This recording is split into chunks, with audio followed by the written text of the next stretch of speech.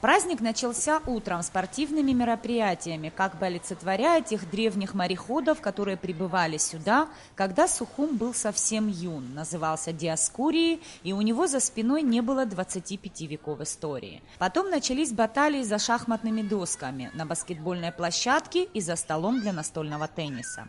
Все это время набережная была заполнена людьми, которые рассматривали работы учащихся Центра детского творчества «Айнар», фотографировались у скульптуры Сухум, пили кофе на Брехаловке и просто дышали свежим морским воздухом. На набережной Махаджиров ближе к вечеру детский эстрадно-музыкальный театр «Каданс» исполнял песни абхазской и русской эстрады, культовых рок- и джаз-музыкантов.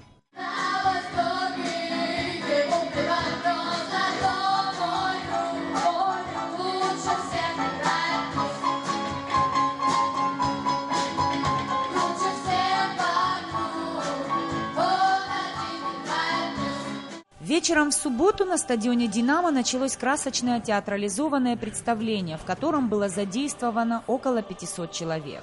Для зрителей организаторы установили большой экран, на котором демонстрировались архивные кадры. Кроме того, закадровый комментарий сообщал о событиях, связанных с самыми важными датами в истории города. Театрализованное представление было посвящено разным периодам истории Сухума. Актеры Абхазского драматического театра, хореографические ансамбли республики и артисты абхазской эстрады, исполнявшие песни про Сухум, сделали этот вечер незабываемым.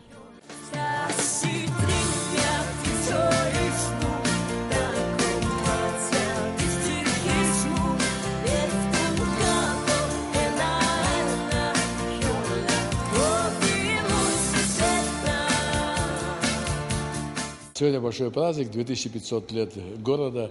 Это серьезная дата и свидетельствует о том, что люди издревле жили на этой земле, наши предки здесь жили. Конечно, я пользуюсь случаем, от всей души хочу поздравить сухумчан, жителей и граждан Абхазии и всех, кто нас сегодня слышит, гостей я имею в виду. Здоровья вам и счастья. Мы хотим, чтобы наш город стал еще краще. Мы хотим, чтобы он еще стал доброжелательнее. У нас родилось и выросло очень много знаменитостей, кто принес славу не только нашему городу, а внес свою лепту в мировую историю, культуру, спорт.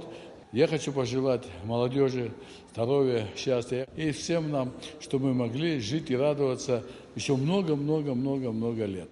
Программа представлений была разделена на несколько блоков: Диоскурия, римские легионеры, блок, посвященный времени правления царя Леона, Османской империи, также блок СССР.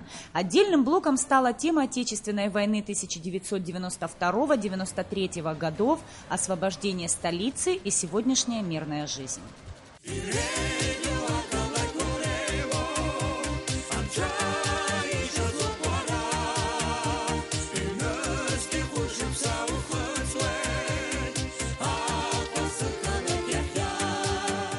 Нисфа Аршба, Михаил Братухин, Беслан Джинджоли, Абхазское телевидение.